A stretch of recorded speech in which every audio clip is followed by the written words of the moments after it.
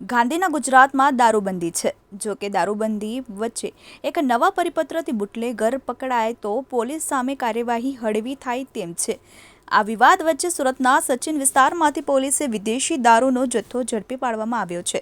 સચિન પત્રાની ઓરડીમાં છુપાવેલ વિદેશી દારૂના કુલ 1 લાખથી વધુનો દારૂનો જથ્થો ઝડપી લેવામાં આવ્યો હતો।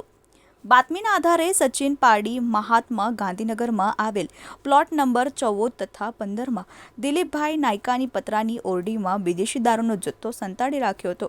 બે ઈસમો હાલ તે જથ્થો સગેવગે કરી રહ્યા છે। આ હકીકતના આધારે બાતમીવાળી જગ્યાએ રેડ કરી પતરાના ઓરડીમાંથી વિદેશી દારૂનો જથ્થો સગેવગે કરતા આરોપીઓના નામે રાજુ ઉર્ફે મામા રમેશભાઈ રાઠોડ, જાવેદ અખ્તર શેખને ઝડપી પાડ્યો હતો।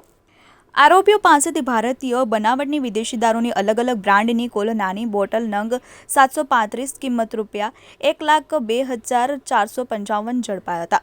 સાથે તેઓની અંગઝડતીમાંથી મોબાઈલ ફોન નંગ 10,000 મળી કુલ કિંમત ₹1,12,455ના મત્તાનો મુદ્દામાલ કબજે કરવામાં આવ્યો હતો।